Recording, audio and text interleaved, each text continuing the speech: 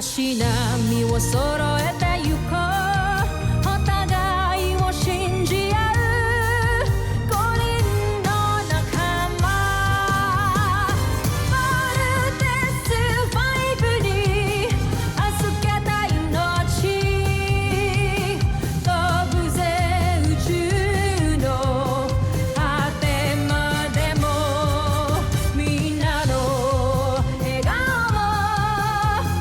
も近い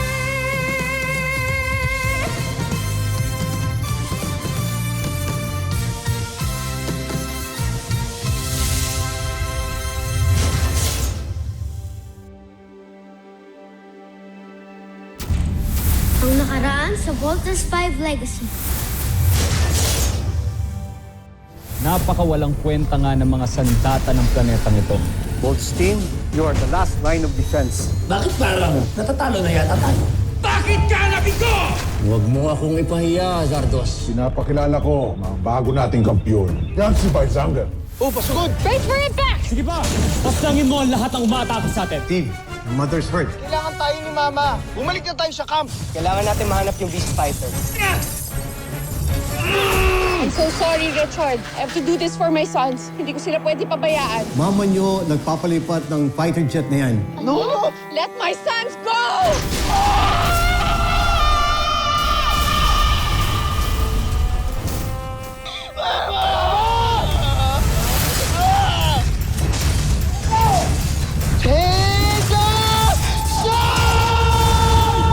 Pangalawang pagkakataon. Muli ninyo akong binigo! Alis na ako dito sa camp. Wala na akong reason pa para magstay dito. Ba't di ka magpa-comfort kay Jamie? Total, may gusto ko naman pala sa kanya, di ba? Mahusay at ginawa mong iniutos ko sa'yo. May paraan na para malaman natin kung sino ang 5 piloto ng Voltes 5. Akala ko ba nag-quit ka na? A girl can change her mind. Lalo na kaya lang naman ako umalis dito sa camp is because may kinaiiritahan ako. Last I heard kasi parang masaya naman na siya na single ulit siya. So ano pang babalikan mo? Hindi ka iniwan ng nanay mo at hindi niya nabando ng tatay. Hindi masamang ina ng nanay mo. Namatay siya dahil sa pagmamahal niya sa iyong ama. So sana mag-sorry sa inyo, pati sa mga masasabang nasabi ko sa mama niyo. Naiinggit kasi ako sa inyo. Lagi ko kasi nakikita kung gaano ka-ideal na mother si Mrs. Armstrong. Kagaya rin pala ng mama niyo yung nanay ko. Pareha silang nag-sacrifice ng buhay nila para maligtas ang family nila. Sorry talaga, and I hope maging okay na tayong lahat. Ilabas mo na! Nais ko na siyang makilala. Masusunod, Job. Nais kong ipakilala sa inyo si Gardo, ang aking magiting at mahusay na Beast Fighter. Anong laban ni Gardo kay Voltes 5 na may laser sword? Si Gardo ay nilahukan ko ng pamamaraan ng samurai. Kaya't mas biyasa siya sa paggamit ng espada. Nalingid sa kaalaman ni Voltes 5. Maging ang kanyang laser sword ay walang magagawa laban kay Gardo. Gawa sa Gilamaano ang kanyang espada. Kilamaano, isa sa pinakamatibay na bakal sa buong kalawakan. Siyang tunay, Jomfre. Mas matibay pa ito sa bakal na ginamit kay Voltes 5. Kaya't sinisigurado ko, hindi na niya tayo matatalo. At hindi lang yon. Ang selula na ginamit ni Draco na ilalagay sa utak ng Beast Fighter na si Gardo ay ang siyang mas lalong magpapagaling sa kanya sa paggamit ng kanyang espada. Kahusayan na tiniyak kong mas hihigit pa kay Voltes 5. Mukhang si Gardo na nga maghahandog sa atin ng tagumpay, John. Aasahan ko ang tagumpay, Gardo! Ipaglaban mo ang karangalan ng buwan!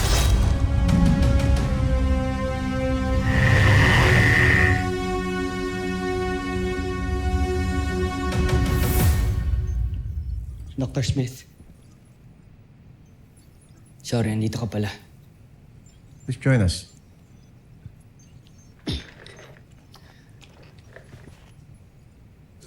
Tinuturuan lang ako ni Dr. Smith magkinsugi. Pero if kailangan mo siya kausapin, pwede naman ako na. Stay.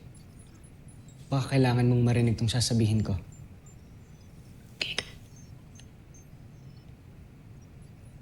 Tungkol saan, Steve? Kay Mark po, Dr. Smith. Bigla siyang bumait sa amin.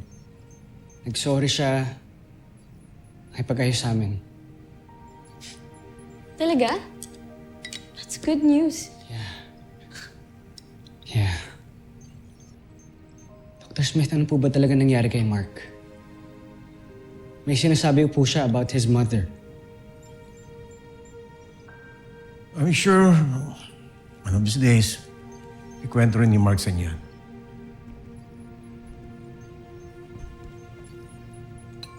Huwag na sa akin manggaling.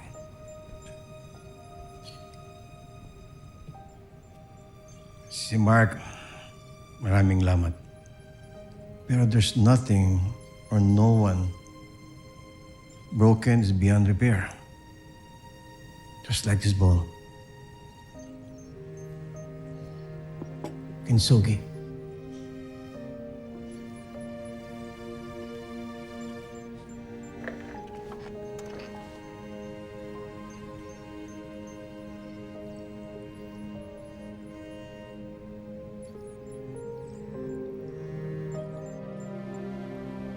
Grilled chicken, burger steak, and spaghetti.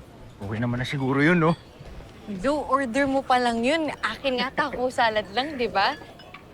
Mukhang ma-enjoy mo lahat ng mga in-order mo na food kasi ang dami-dami nun. Eh, wala bang ganun sa camp? Rob, siyempre meron kaming kantin, tapos marami din kaming mga pagkain doon. Alam mo kung ano yung kulang? Ano? Di ikaw. Ang galing-galing ng bola, ha? Alam mo, for sure, ikaw, ang dami-dami mo sigurong girl sa camp. Grabe, parang mas marami pa nga mga gadgets doon kaysa sa mga babae. Ha? Eh, bakit? Ano bang itsura ng loob ng camp? Kasi alam mo, mula bata pa lang ako, pinangarap ko nang makita yung loob nun. Pero until now, hanggang labas lang ako ng camp. Alam mo, matutupad na yung pangarap ko na yan. Dadaling kita sa camp. Os, pwede ba ako dun? Oo naman. Basta kasama ako. Malakas ako dun. Tsaka, lakas ka sa akin eh. Promise yan, ha? Oo, promise.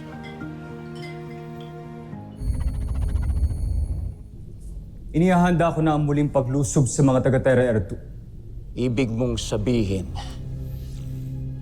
hindi nyo pa rin nasasakop ang planetang yan.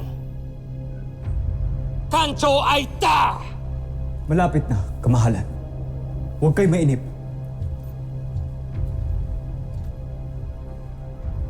Kaliit-liit na planeta. Hindi nyo matalo. Anong klaseng pinunong mananakop ka, Zardos? Ginagawa ko ang lahat ng aking makakaya. Kung ginagawa mo ang lahat, matagal nyo na sanang nasakop ang Terra Air 2. Naiinip na ako.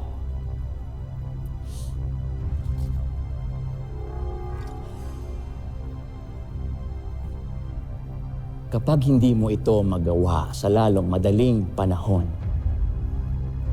tatanggalin ko ang paghirang ko sa iyo bilang prinsipe ng Buzan. At isasama kita sa mga kauri mo, mga alipin kagaya ng ano mo!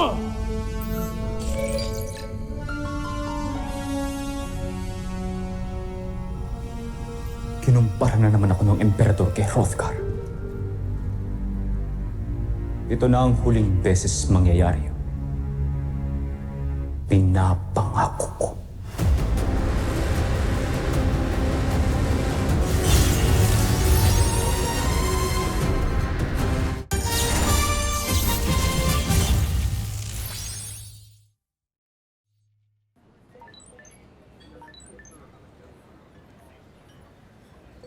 Wait lang ha. Kailangan ko sagutin to eh. Sige, balikan ko yung drinks natin. Hello, kuya. Malis ka na naman ng di nagpapaalam, ha? Nasaan ka? May kasama ako. Yung kinikwento ko sa'yo nung nakaraan. So, nakikipag-date ka pa ngayon? Big Bert, may training tayo. Huwag mong sayangin yung pagkamatay ni Mama, ha? Oo na, sige na. Just give me 2 hours, okay? What? Anong 2 hours? Bumalik ka na ngayon, ha? Hello? Masyadong malakas yung daming mga nag-scooter dito eh. Chappy ka, hello? Alam kong naririnig mo ako. Ngayon, kung hindi ka babalik, ire-report kita. I mean it. Okay, sige. Bye-bye. Uy, ready na yung drinks natin. Sino yun? Parang nagkainisan kayo ah. Hindi, wala yun. Kapatid ko yun. Ganun lang talaga kami mag-usap. Tsaka huwag mo naintindihin yun. Balik tayo. Sige.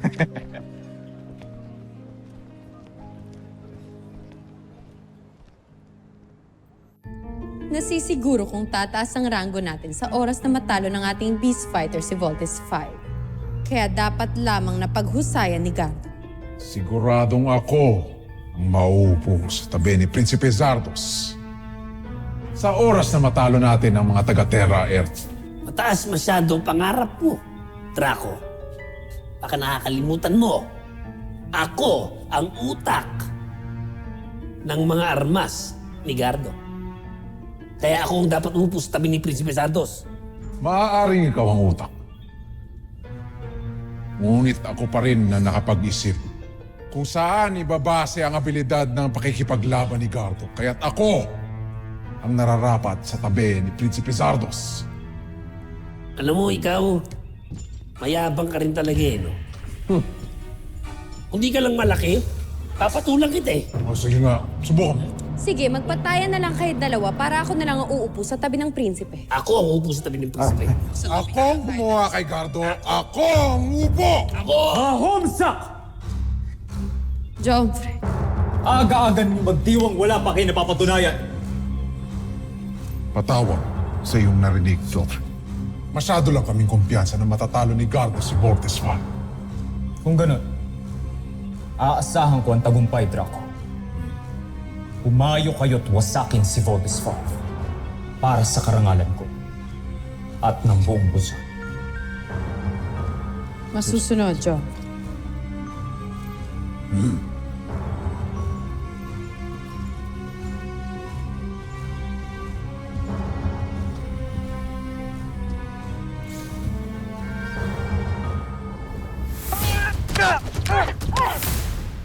Parang naninibago ata ako sa'yo ngayon. Wala ka ba sa mood?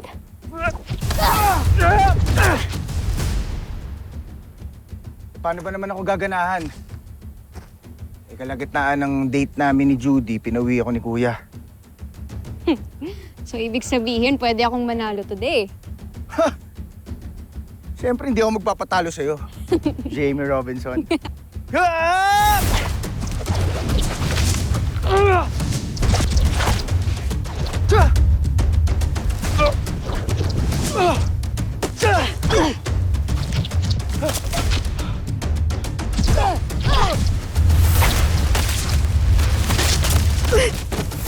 Jamie! Sorry! Bigla lang ako. Okay ka lang? Okay lang ako. Ang galing na na. Ano yun? Butterfly return. Butterfly return? After mawala ni Papa, pinatira ako ni Mama sa mga monks. At yung monk na teacher ko yung nagturo sa akin makipaglaban. Ang butterfly return ng isang technique na tinuro sa akin. It's interesting, ah. Ano? Turo mo sa akin? Hindi naman pwedeng hanggat di mo ako napapabagsak eh. Ganun, ah. Yun lang naman pala eh. Let's go!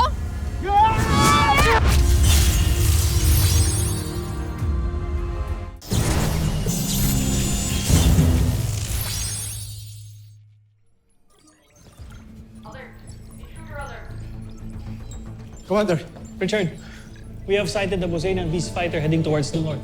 Papuntang general direction ng Camping Falcon. What? Sound the alarm. Call the Voltes 5. Makatake ng mga Bosenian. Ay, sir. Battle station!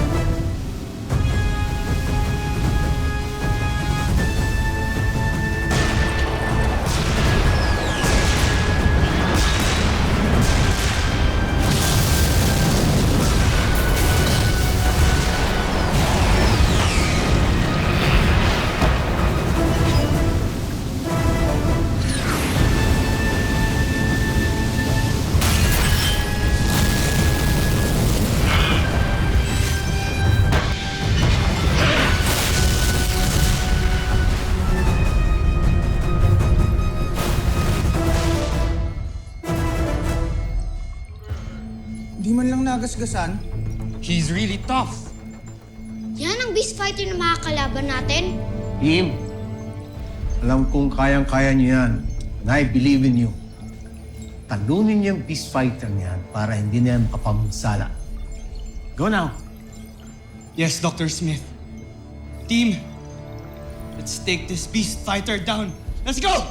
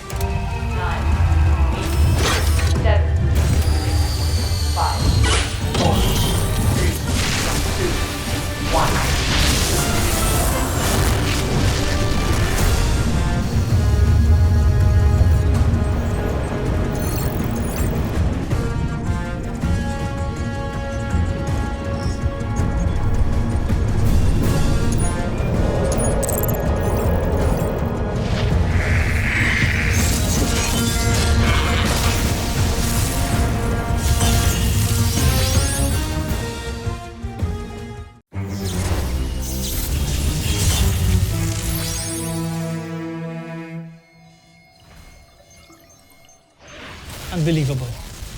Akala ko malakas ng mga pinadala ng mga kalaban. Hindi pa pala. Tignan mo, parang naglalaroan lang tayo. The Busenos are back with a vengeance. Kinakabahan ako para sa Voltes team. Don't worry, Commander. Alam nila what to do. Just trust them.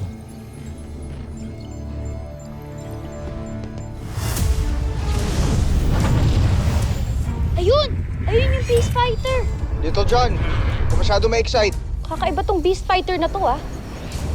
Hindi siya in the form of an animal, para siyang humanoid. Team, I'm sure pareho lang yan sa mga unang beast fighters na pinadala ng mga aliens. So there's nothing to be frightened about. Kaya atakihin na natin yan. Masakin na natin ang sangyan. Get ready. Commit! Cruiser missiles!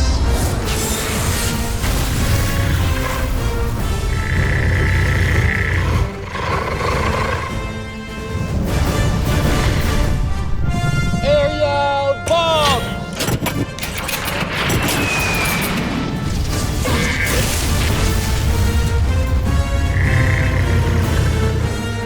Frigate missile!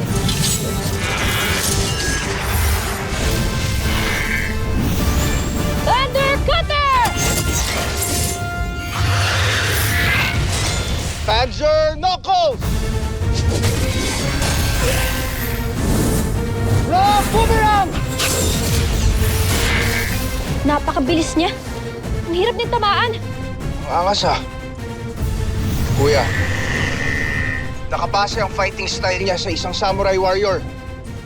Guys, kailangan natin mag-ingat. I agree, Big Bert. Pero kailangan natin tuloy ang laban na to. Roger!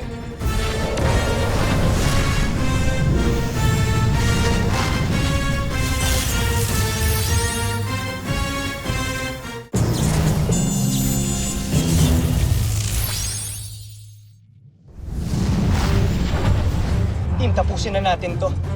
Ayoko nang may madamay pang iba. Get ready. V formation now!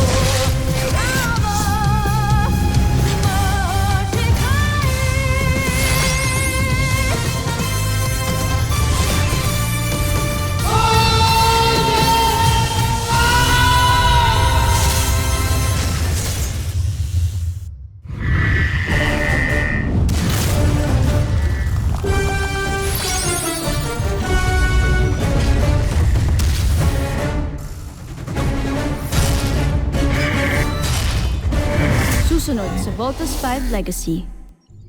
Ibig kong tiyakin na hindi na tayo madadaig.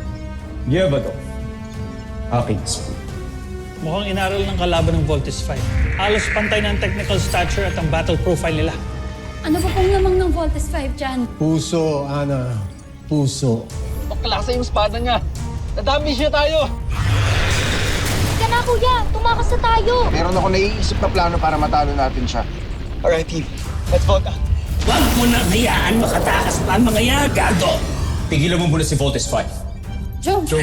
Gawin mo ang una kong plano. Atakihin ang kampo. Matatalo natin yung Beast Fighter na yun once gamitin natin yung laser sword. Pointless yung laser sword natin kung maka-counter-attack niya yun. So what do we do now?